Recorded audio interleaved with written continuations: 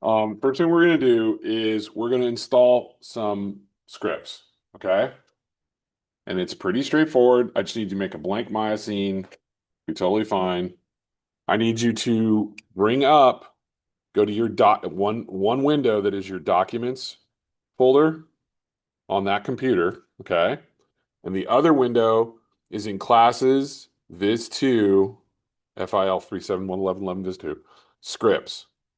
All right, and you should see these things.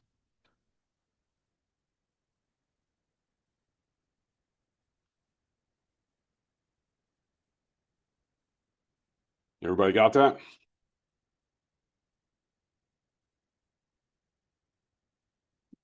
Okay. So step one in documents, you're going to see Maya. Hey, look at that. Open up Maya. You're going to see a bunch of crazy stuff. We're going to essentially place key scripts, and it's really just going to be this one. And probably this one. Yeah, this one. Into 2026 scripts.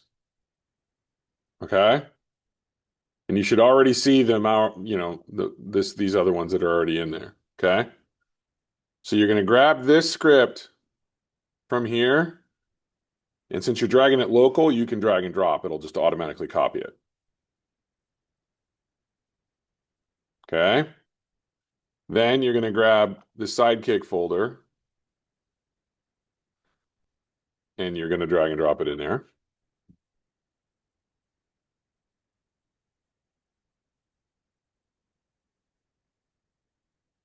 Okay. Yep. Great. Copying the sidekick folder into my scripts folder, it says this destination has 113 files with the same name. Should I just replace all of that? Which means you probably already have it. Okay.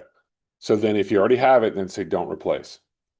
So this is the script. This is the script for Kayla and Ricardo that helps control that. I just wanted to make sure you guys had it. Okay.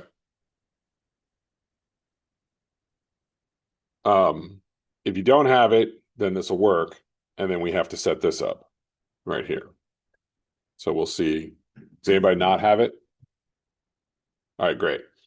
So then your next step is to go into Advanced Skeleton, double click in here. Okay. And what I want to do, all right, is I'm going to grab these files and I'm going to drag and drop it into scripts.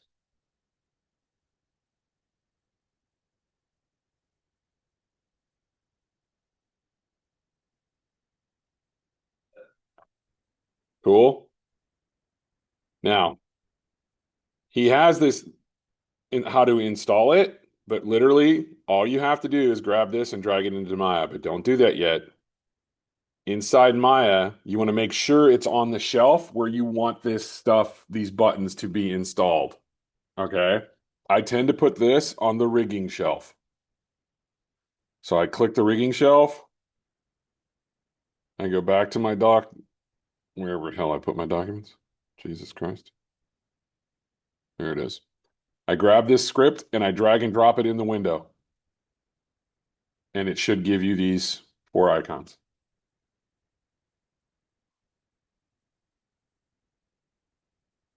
Everybody have that? Should be this little A button, little white figure guy, this little thing, and this thing.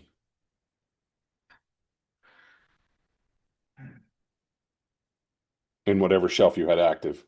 Is that correct? So everybody has this, yes? Okay, great. Click the A button.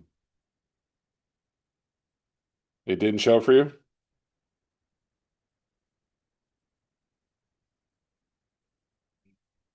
Grab the install button and drag and drop it over top of it. Not there, right there. That's why. Okay. Now, click the A button. All right. Open up the About. And it should see what the current version should say, 6650, right? Now, what's cool about this is he's built something in here that will check automatically for updates and fixes.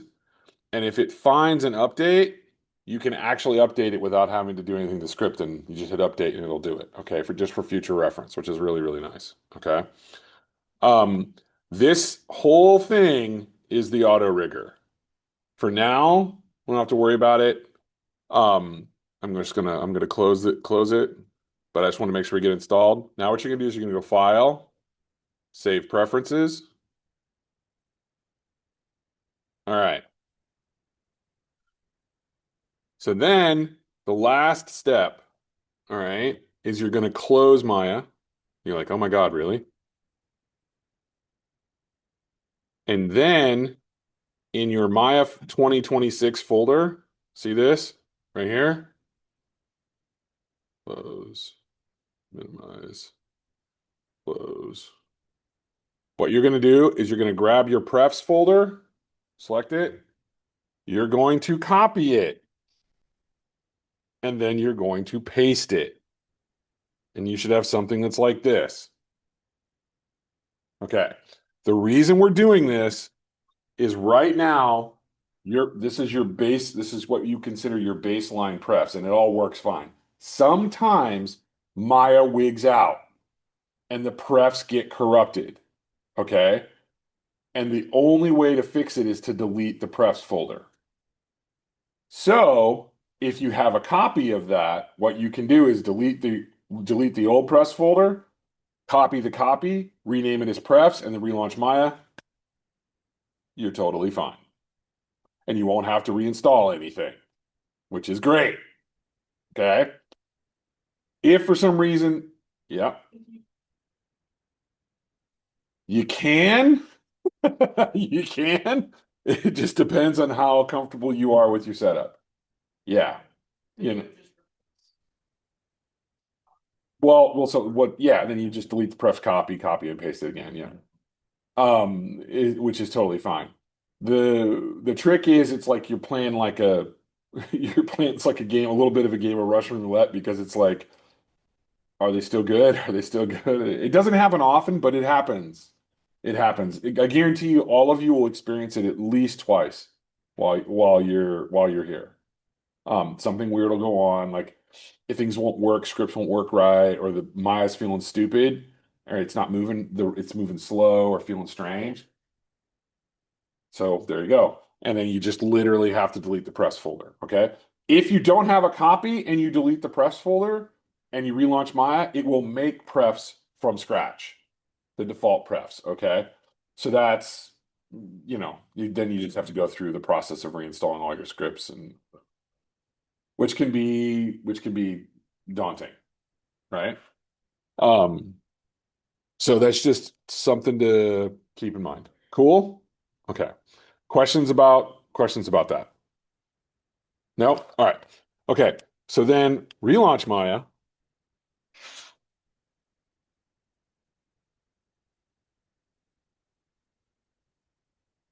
and we're going to do something really, really basic involving rigging.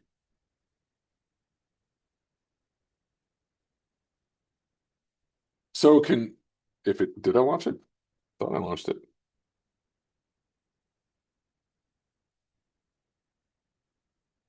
Yes, I did. It's just being stupid. Um, so to explain the concept of rigging, you guys don't understand stop motion puppets. You understand the metal armature or the wire armature that's inside said puppet? That's a rig. Okay. In order for us to move any piece of geometry in Maya, um, and deform that piece of geometry, like create like a bend or something like that, you need something that's called joints. All right. Now there are other ways you can do it, but going from Maya to Unreal, you need to either use joints or something we call blend shapes. I'll explain that much later. We're going to fixate on joints, okay? Because it's the closest to like an actual physical armature that you're going to get. All right? How it does it is it looks at the vertices that are on the mesh, okay? And it assigns a weight value to each joint. So it says these vertices are going to follow this joint 35%. So the joint moves like this, and then the vertices only move this far. If I say 100%, it's going to move with it. Does that track? So imagine that you had to select each vertice by hand and type in the weight percentage for each joint. Would you like to just kill yourself now? That's how it used to be. All right, pre-Maya, that's how you had to do it. Okay, so they came up with this thing called weight painting. And what weight painting is you paint a gray map, black and white value map. You can also use a heat map, which is like blue to red or whatever. But generally, the values are still 0 to 1. That when you select the joint, it'll color the mesh in black and white value based off of which joint you have selected, so you can see what the influence is, and then you just paint right on the surface. How easy is that, right? That's great. Um, Except it begins to get complicated because no vertice can have more than one. So if you've got a rig that has 10 joints in it, right? And is that vertice being influenced by all 10 joints? Could be. It's possible, right? Is it equally? Possibly, not always, right? So there's lots of different ways that that can be, those weights can be distributed. You can paint them. There's scripts for this. Like this, weight painting is probably the most cumbersome and most frustrating part, I think, of rigging. Um, there are things that can make it a little faster or make it easier, but it just depends, and some techniques, which I will show you later, right? Just not today. So what we're going to start with is we're going to make a cylinder, all right? And we're going to put 3 joints in it, and we're going to basically make an elbow, okay? So that you can at least have a basic understanding of how those things work, all right? In order to get this mesh and the skeleton with its animation into Unreal, it has to be a joint-based rig, okay? So what you would end up doing, and this is a simplified explanation of this, is you would select the geo, select the joints that have keyframes on them, okay, and then export selected that, and then you would as an FBX, and you would bring that in FBX into Unreal, and it would be animated, okay.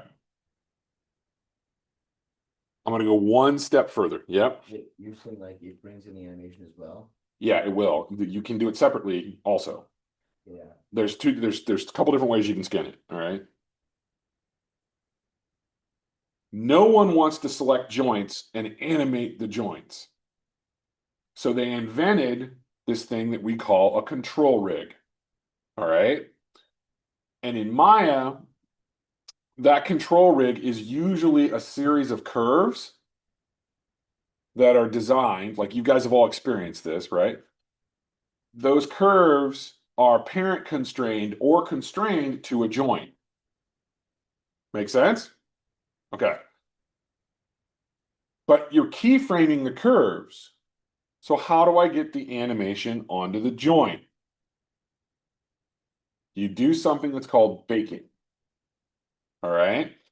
And you would select the joints after you've animated the whole thing and it moves great. And you're like, yay, it's awesome. You would select the joints that you want to put the animation on. And then you're going to use bake simulation and you're going to bake it down on 1s or 4s or 2s or whatever the hell you want the keys to be. All right. We will go through this process. This makes sense? Once you have that, then you no longer need the control curves anymore or any constraints because the animation's already baked down to the joint. This is why they separate those 2 rigs. You have a deformation rig, which is usually just joints. Okay. You have geo, which is literally just the geometry. They are not, geometry is not parented to a joint. Okay, it's bound to a joint. Okay, using weight painting. And then you have a control, or sometimes you'll hear it as like a motion. You'll see motion as a like a motion rig or something like that. That's usually the curves and things like that. Does that all make logical sense? Yes? Okay. All right. So first things first, this is what you're going to do. You're going to create a cylinder. You're like, I can rig this, right? This looks great. Let's rig it. Can anybody tell me what's wrong with this? Right off the bat. Why can't this be rigged? Other than Gabe, because I know he knows this. Okay. So how many divisions do you need? You think three is enough? So the minimum would be what? Three, right? So what would happen if we were just to add dun, dun, dun, one in the middle here? What do you think is going to happen?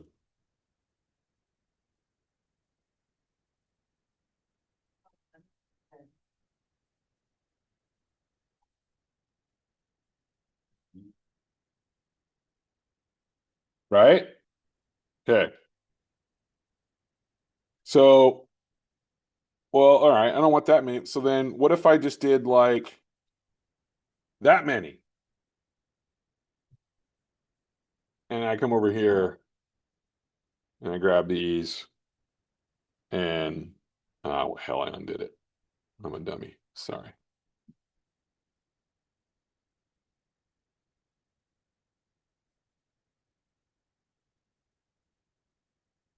That's special. Oh, it's because it's a second cylinder. Whoops. Sorry.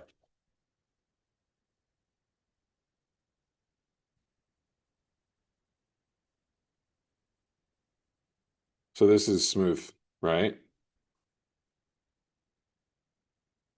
You'll get a little bit of a transition. Okay. But you could paint this transition, how much weighting affects it, right?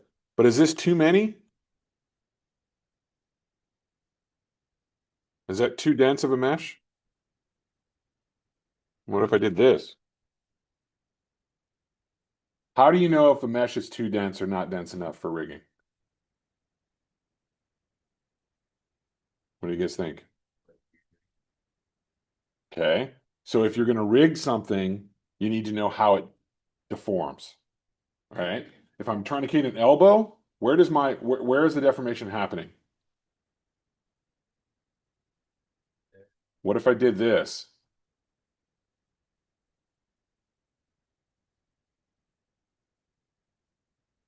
Wrist and elbow, Okay. What if I did this? your toes. So, right, if I'm bending my wrist and twisting and my elbow, where do I put those? Where do I put the lines?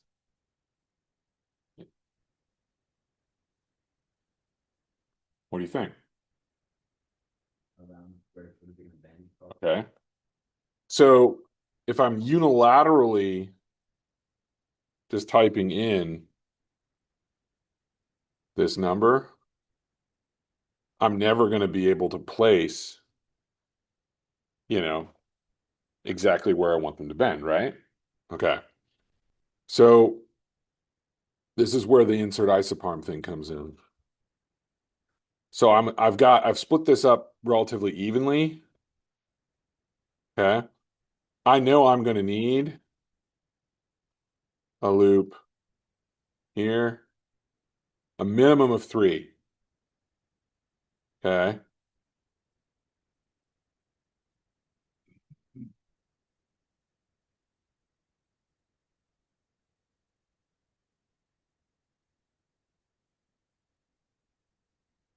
Cool. Something like that. Do I technically need this loop? Maybe not if I'm never going to create like a noodle arm or something like that, right? But we'll just leave it like this for now.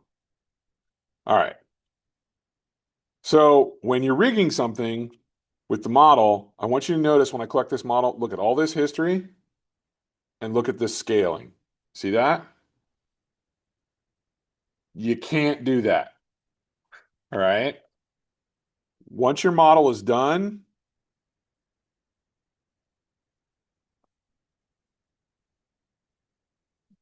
so my model is finished. I love it. It's great. I'm going to modify, freeze the transformations, and I'm going to delete history on it. Okay.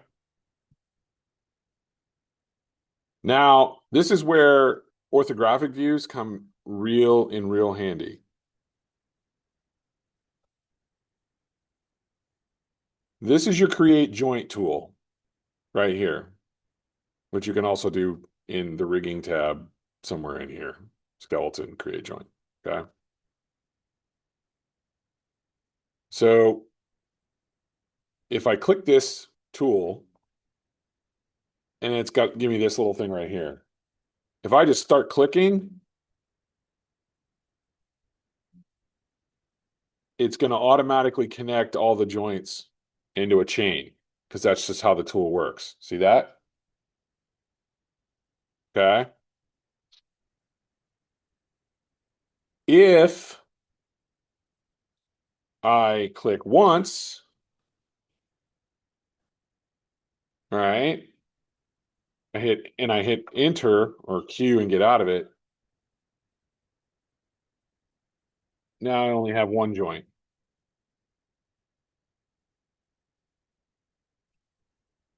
But notice I clicked here and it's giving me something really weird. I'm gonna do it again. Ready? Watch. I'm gonna go joint. I'm gonna hold X down so I'm snapping to grid. And then I'm gonna hit enter. And I'm gonna hit Q to get out of it. Now I should only have one joint right there. And you're like, I can't see that joint, Maurer. It's like stupid small. So display, and I believe it is, here it is, animation, joint size. Ah, and you can blow it up. Okay. Now, wherever you place this joint, you cannot freeze transforms on joints at all, period, ever. It's not possible.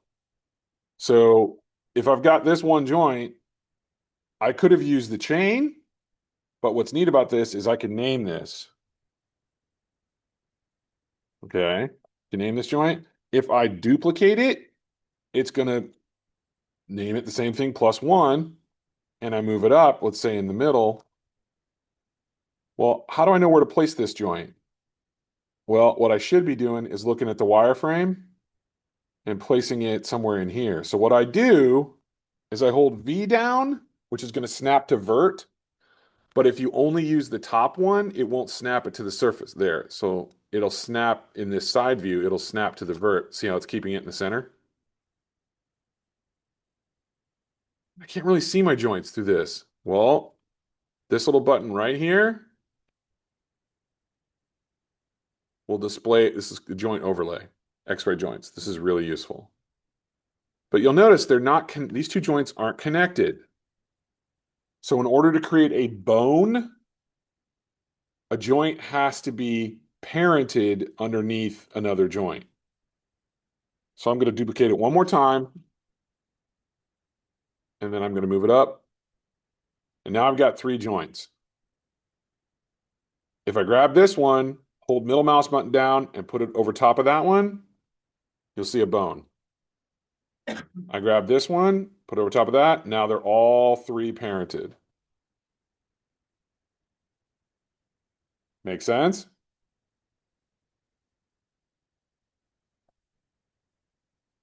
And if I rotate the bottom joint, look at what the other ones do. They follow. Okay? Really simple.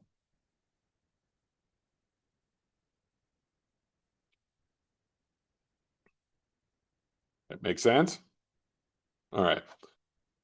This joint, however, I want one more joint up here, but I'm only going to use this to get what we call the joint rotation axis or the rotation axis. So it's really important that when you build joint chains, generally speaking, that the rotation axes flow.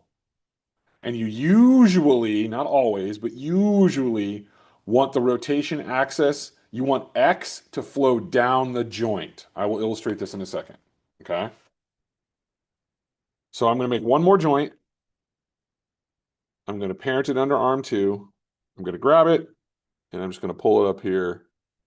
These are usually called end effectors at the end of a chain.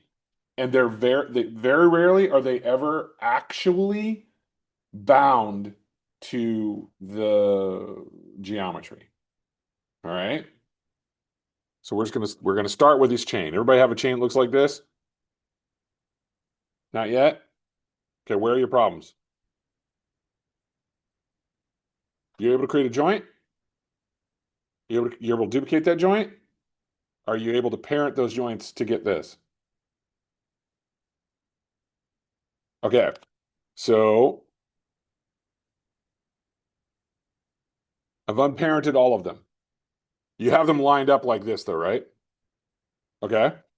If you hold down like middle mouse button, so the scroll wheel, push it down and drag it over top of arm three over top of arm two, you'll see it automatically build. Can you do this? Okay. Display, animation, joint size. I want you to notice that I am using the outliner. I am not trying to select the joints through the interactive window. It's much faster to use the outliner. Okay.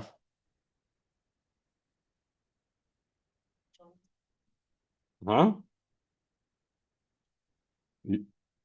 right. Here we go. One more time. I'll do it from scratch.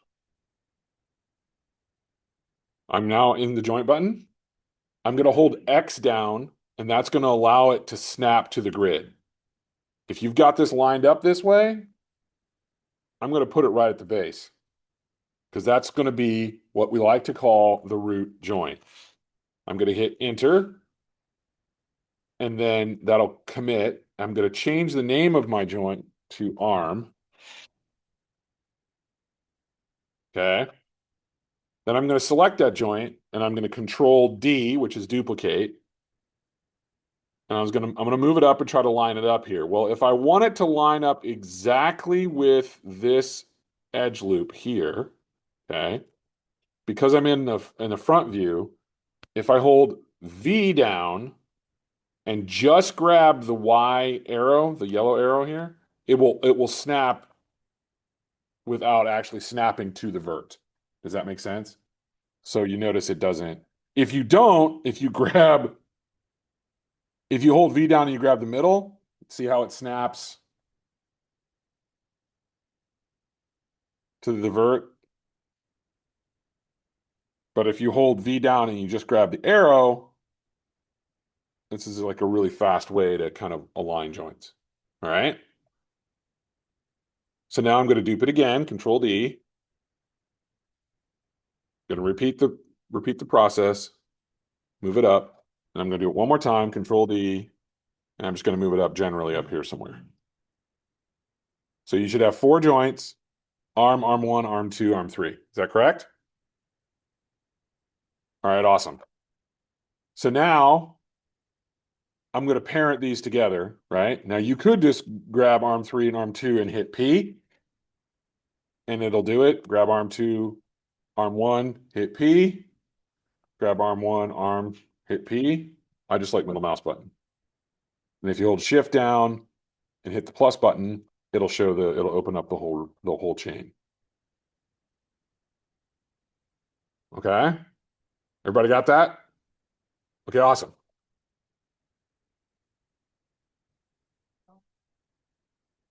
because you didn't parent them.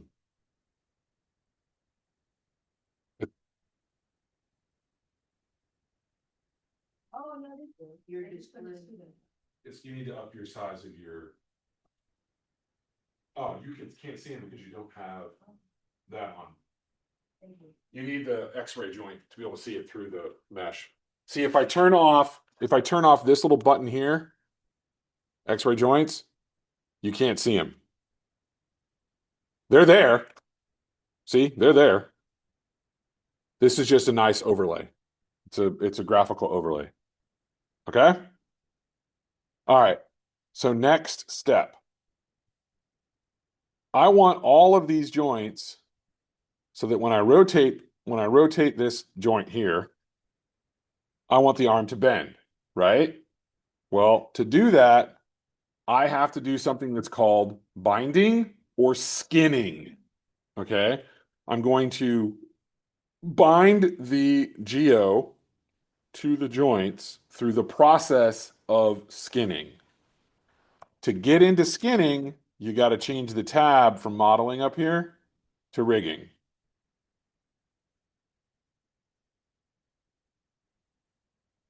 And then you got to go to skin, and you can see something that says bind skin. Okay. If you hit the option box, you're going to get a lot of options. Sit, make sure this is the default.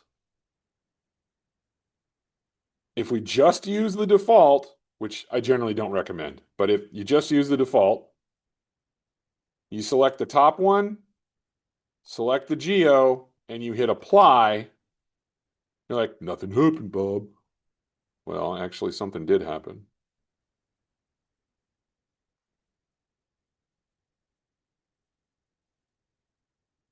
Okay. Is everybody able to do that? Okay. Who didn't get it? Okay. So select the top, go to skin.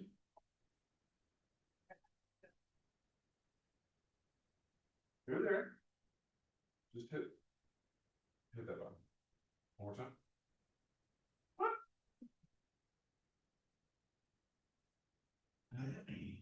Oh, they're all right on top of one another, kid. Yes, they are. You didn't move them. I did move. Well, look.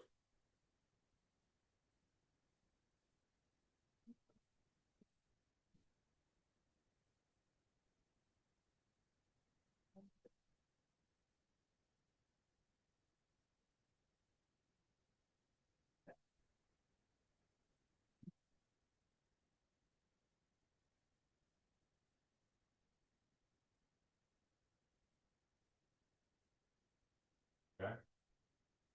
Cool. And then where's the skin off? So the skin option is in rigging. You can change the tab from modeling to rigging. Okay. And then it's in skin. Option bind skin option box. There you go. Okay. Are you able to get it? Bind skin option box. Select the top joint, then select geo and hit apply. And you should be able to get this to deform.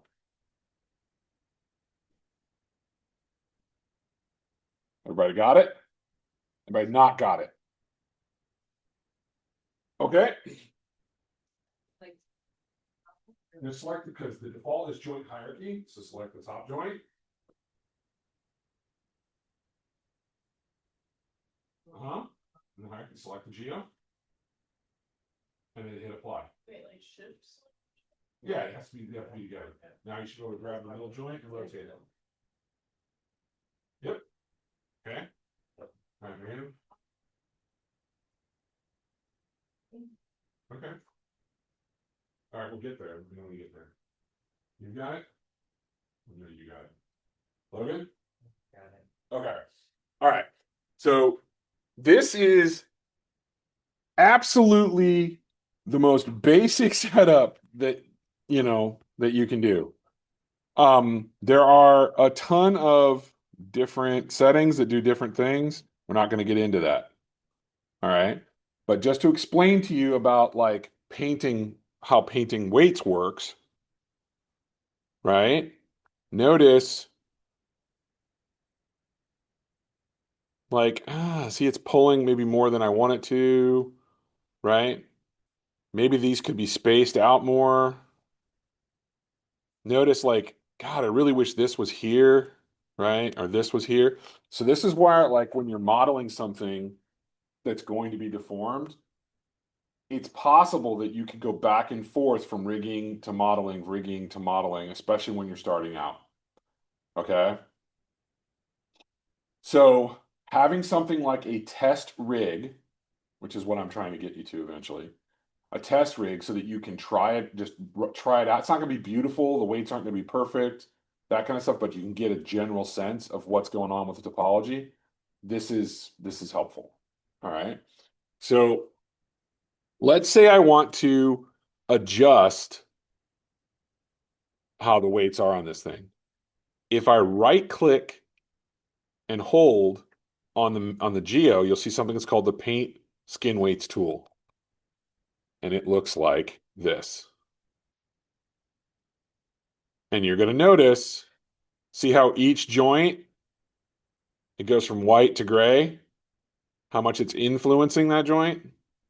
Like this one, it's actually got influence on this stuff up here. Well, I don't want that, right? And I definitely didn't want this one to have any influence. So check this out. Let's remove this influence. Or better yet, make the influence on this joint. So because I'm in this joint selected, see that? How the joints change selection? They're blue. I want to essentially paint. If you hold B down, you can get a smaller whatchamacallit, thingamabob. I'm going to paint influence on this. So I'm going to come over here and you've got different types: replace, add, scale, smooth. And you have different brush. I'm going to use 100% hard. I'm going to use replace, and I want it to be 100% white. See how it moved? I normally do paint weighting in the perspective window.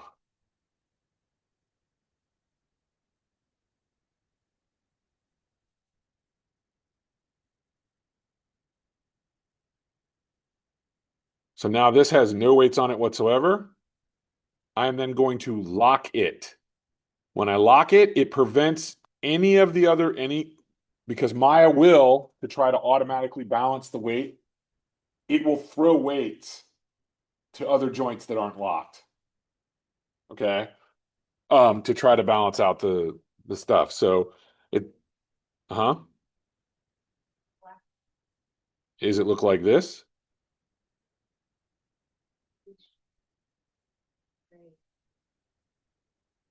Did you bind it? You sure?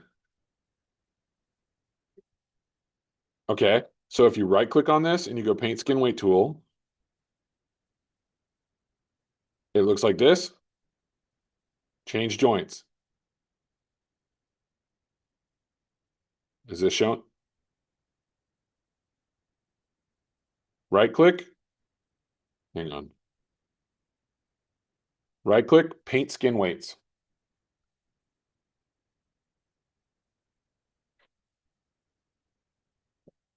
Yeah, it's okay. You just got to be in the right tool. It's no big deal. I know this is all new, so don't stress. All right. Just so you get a sense of that you're able to kind of blend or remove weights, right? I don't want this one influencing anything over here, and I really don't want this joint influencing any of these joints. So if I remove weights, see how this joint is influencing here? If I come over here and I say I want to replace this, and I'm gonna take those weights away, see what happens. But when I replaced him with 0, it threw all the weights right on here, 100%, because I used 100% 0, right? It has a function called smooth. You can also do it by holding down shift. See, it says R and then it says smooth. R, smooth. Or you can change it here. If I hit smooth,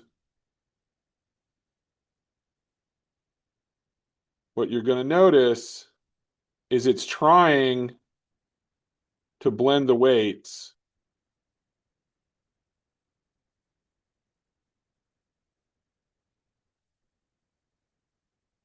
Right? Across it.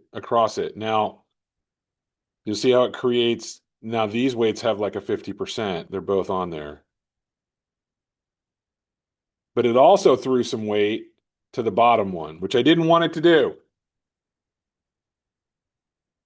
So I don't want this joint to influence anything else other than, like, I don't want any weights on this up here.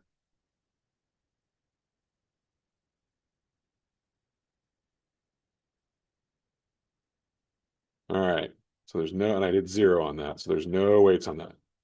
I'm like, okay, I'm only going to be working on these 2 joints, so I'm going to lock this one as well. So now, anytime I remove a joint or move a weight from this joint, it puts it on this joint. If I remove it from this joint, it automatically puts it on this joint, which is why it's skyrocketing up, right? Because that's 100% because I'm using 0. Does this make sense? Okay. This is how you do it. For now, you guys really don't need to worry about weight painting things. Okay. This is just the process through which you will inevitably have to go. For now, keeping a simple bind for a test bind, there's no reason to do any weight painting or anything like that. All right. But I wanted to, because we talked about it, I wanted to show you what it is. There are other tools like this one right here called NG Skin Tools, which you guys don't have yet, that makes things much simpler, although it's a more complicated tool, but it actually allows you to layer weights like Photoshop. It's pretty sick. But we'll get to that in the fall. All right. So this is like essential basic like joint construction and weight painting. All right. Cool. Great. What I want you to do now is I want you to delete everything and I want you to do it from scratch.